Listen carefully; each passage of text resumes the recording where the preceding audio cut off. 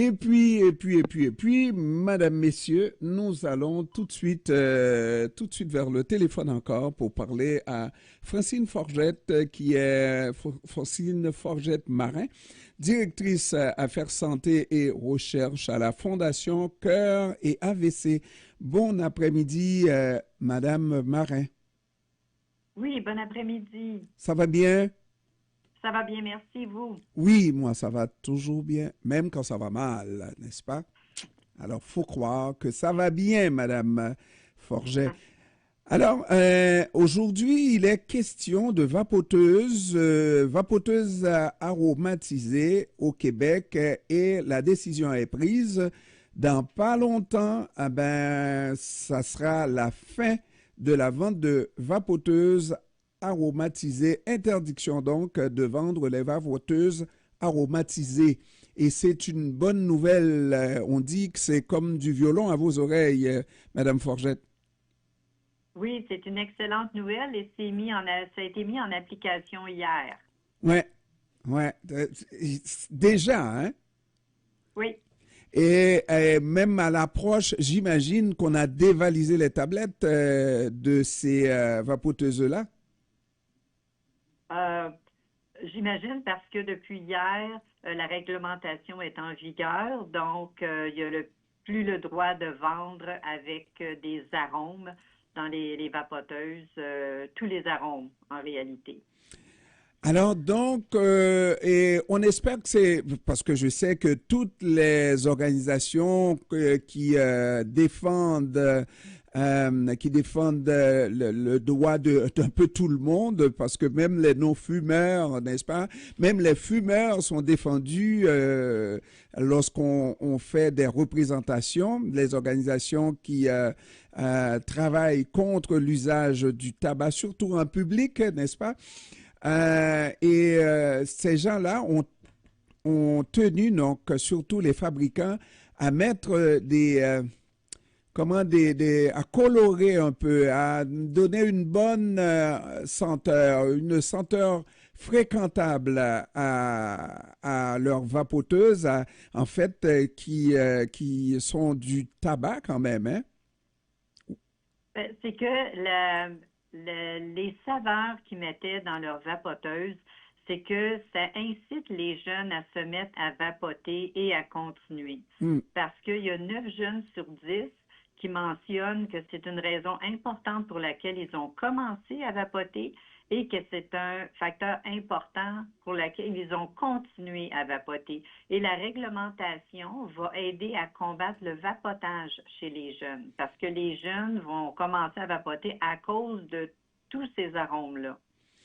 Et maintenant, on est presque sûr qu'il n'y aura pas d'appel comme tel de la part de ces gens-là qui prétendent que vapoter ne représente pas un danger pour personne, alors qu'il n'en est absolument rien. Parlez-nous un peu du fait de vapoter. Est-ce que c'est moins grave véritablement que de fumer une cigarette qui n'a pas l'odeur ou en tout cas les saveurs du vapotage? Oui, c'est que le vapotage est lié à des troubles respiratoires, à une augmentation de la pression artérielle, par exemple. Et plusieurs études suggèrent que le vapotage mène à fumer la cigarette traditionnelle chez les jeunes. Donc, les jeunes qui vapotent, ben, il y en a près du quart des Québécois, selon un sondage qui a été fait par Cœur et AVC auprès de jeunes de 16 à 24 ans, c'est que plus du quart de ces jeunes-là ont commencé à fumer la cigarette après avoir commencé à vapoter parce qu'ils sont dépendants à la nicotine. Puis on sait que la nicotine, c'est nocif pour les cerveaux en développement. Et généralement, c'est les jeunes qui vapotent. Généralement, je ne veux pas dire que les personnes plus âgées ne vapotent pas, mais c'est une majorité des jeunes. Donc, ça a été fait pour essentiellement attirer une clientèle plus jeune pour les produits du tabac. Mais c'est ça parce que les jeunes sont attirés par toutes ces saveurs-là qui vont des bonbons, saveurs de melon d'eau. Alors, les jeunes ont été attirés par ça. Savez-vous que moi-même, personnellement, j'ai déjà dit, puisque comment on appelle, la marijuana qu'on vend librement aujourd'hui, aurait ce qu'on appelle mon assentiment, sans vouloir dire que je fumerais, non? Parce que je n'ai jamais fumé, mais mon assentiment recevrait mon acceptabilité sociale, si je peux m'exprimer ainsi, s'il y avait une odeur plus agréable. Autrement dit, le vapotage qui est entouré de cette bonne odeur, de douceur et tout ce qui est comment attirant, doit avoir attiré beaucoup de gens justement à cause de l'odeur. On ne dira pas le contraire. Oui, effectivement, c'est que 9 jeunes sur 10 mentionnent que c'est une des raisons, la raison importante pour laquelle ils se sont mis à vapoter. Et puis, il y a plusieurs personnes qui vapotent et qui fument aussi également. Puis ça, c'est un risque accru d'AVC et de crise cardiaque.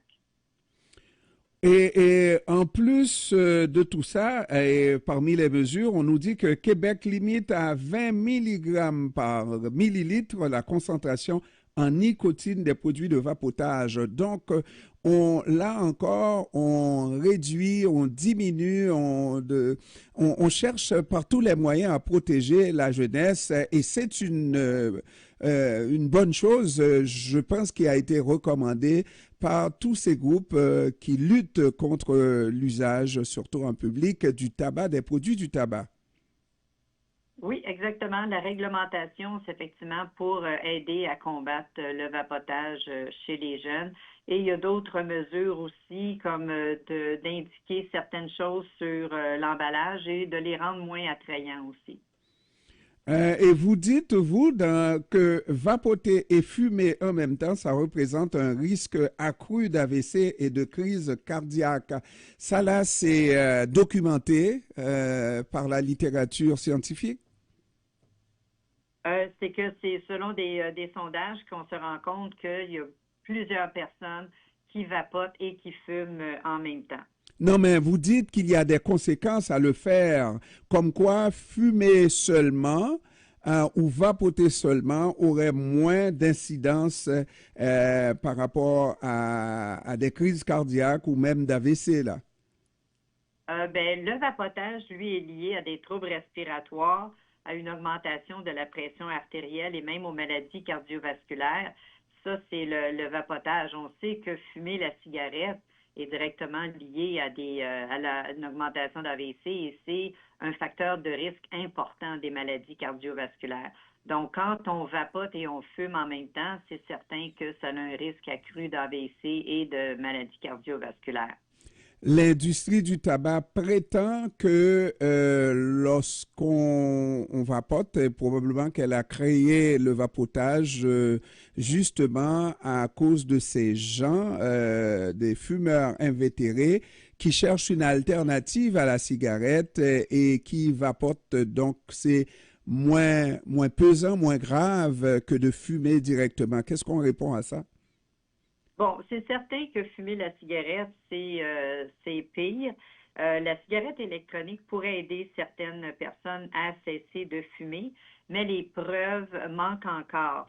Sauf que les efforts qui sont faits avec cette réglementation-là pour aider à combattre le vapotage chez les jeunes, ça n'empêchera pas les fumeurs adultes d'avoir accès à la cigarette électronique pour les aider à fumer. Parce que la réglementation, c'est pour combattre le vapotage chez les jeunes, les arômes les attirent, mais la cigarette électronique va être disponible pour les fumeurs adultes là, qui veulent arrêter de fumer. Et est-ce qu'on a fait aussi la preuve que en utilisant cette alternative-là, qu'est le vapotage pour les personnes adultes qui veulent arrêter de fumer, on a des résultats concrets, à savoir que lorsqu'on utilise le vapotage, et on parvient, et un certain pourcentage intéressant parvient à arrêter comme de fait. Les preuves manquent encore à cet effet-là. Donc, il y a d'autres mesures pour arrêter de fumer. Souvent, les gens qui vapotent, c'est parce qu'ils ont essayé les autres mesures, mais il n'y a pas vraiment de preuves, selon la littérature, que le vapotage permet d'arrêter de fumer.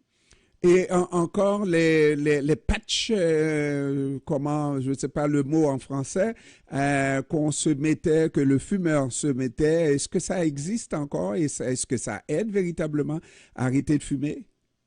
Oui, ben on les appelle les thérapies de remplacement de la nicotine. Oui, ça, c'est prouvé que ça fonctionne. C'est efficace pour arrêter de fumer.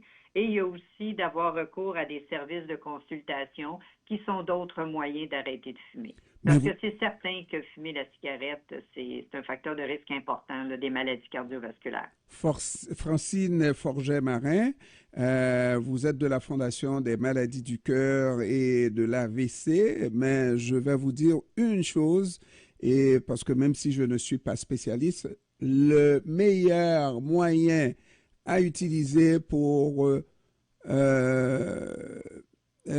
pas fumer, savez quoi? Savez c'est quoi? De ne pas commencer. Ah, mais voilà. Vous êtes bonne. C'est de ne pas commencer, mais pas du tout. Pas une seule fois. Parce que moi, j'ai commencé et j'ai vu tout de suite, à ma deuxième, j'ai vu tout de suite, j'ai eu le goût de continuer et j'ai écrasé tout de suite. Et voilà, oui, une dépendance. Une dépendance à la nicotine, oui, effectivement. Et bon, alors on ne dira pas que la façon aussi qu'on doit prendre pour ne pas divorcer.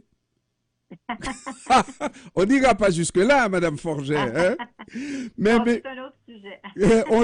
on change de sujet tout de suite. Merci beaucoup, Madame Francine Forget-Marin. Ça m'a fait plaisir. Merci de nous avoir accordé, d'avoir pris du temps de nous accorder cette entrevue. Merci, au revoir. Merci, au revoir. Au revoir.